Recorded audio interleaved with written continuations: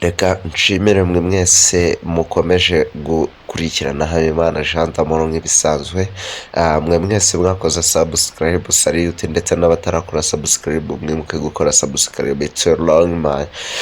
Yes, mu karere ka Karongi rero ibizindutse bivuga Karongi, umugabo wishe umwana we akanatema umugore we akaboko, yakatiwe igifungo cya burundu kuwa 24 Nzeri 2024. Urukiko rwisumbuye rwa Karongi rwahamije umugabo witwa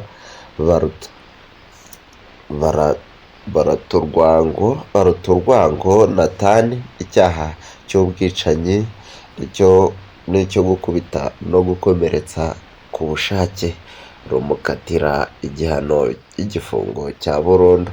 Iki cyaha cyabereye mu mudugudu wa Kivomo, akagari ka Gitarama, umurenge wa Bwishyura, mu karere ka Karongi kuwa 29 z'ukwa gatandatu 2024. Kuri uwo munsi uregwa yafashe umuhoro atema mu mutwe umwana we bimuviramo gupfa.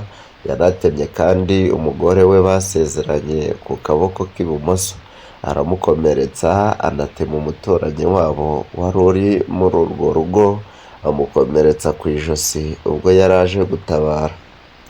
Uregwa mu ibazwa rye yemeraga ibyaha akurikiranyweho n'ubushinjacyaha, akavuga ko yagaragarije inzego z'ibanze ikibazo kiri mu rugo rwe, azibwira ko nibatagikemura hashobora kuzameneka amaraso. Urukiko rwamuhamije ibyo byaha akaterwa igifungo cya burundu rushingiye ku ngingo y'107 y'itegeko na nomero ya 68/2018 ryo kuwa 30 z'ukwa 8 2018 riteganya ibyaha n'ibihano muri rusange, n'ingingo ya 11 mu gace ka kabiri y'itegeko nomero 059/2023 ryo kuwa 4 z'ukwa 12 2023 rihindura itegeko nomero 68/2018 ryo kuwa 30 z'ukwa 8